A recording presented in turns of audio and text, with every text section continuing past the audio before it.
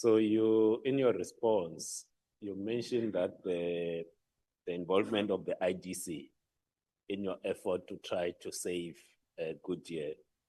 And it keeps coming up, like it's like you're waiting for a closure or a potential closure before there's action. Maybe to check with yourselves, which other sectors within the manufacturing industry are facing potential, and what is the role of the IDC in trying to save and preempt potential closures and job losses? Thank you very much, Honorable Speaker.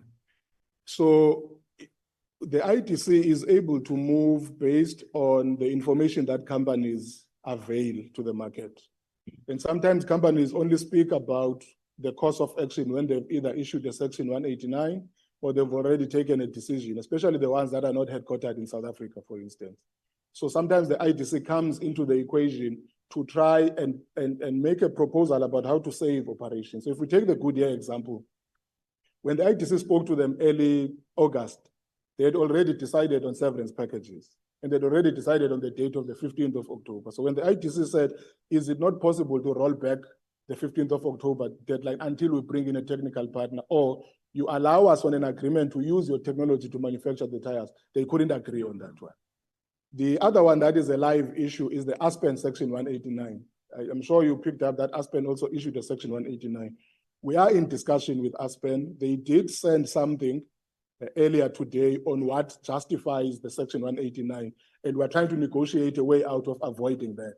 But what they were talking about was that they are facing a demand problem. So if we can solve the demand problem for their vaccines and their ARV production, it can help deal with it. So we are in discussion in government to try to see if there's no way around sorting that out. But again, even the Aspen Section 189, we only got wind of it when they had already issued it. They didn't give us a prior warning, or at least they didn't give the IDC a prior warning for them to be able to make an offer on time on any one of them.